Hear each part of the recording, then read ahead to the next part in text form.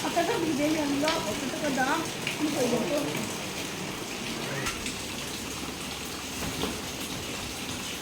কাকা, তুমি যে তোমার মাথাগুলো ভিজা, ছাতাটা বগলে হয়েছিল, আসছে কি করতে তোমার?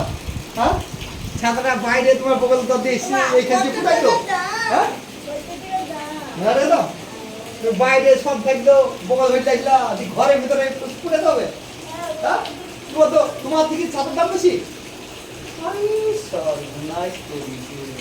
এই দুনিয়া কি করে চলছে বলতে এত টাকা হিসাব, টাকাটা ওই ছাতাটা লাগছে ওই দিক দিয়ে পানিতে, আর ঘরের ভিতরে ছাতা ফুটাইছে, তাই না?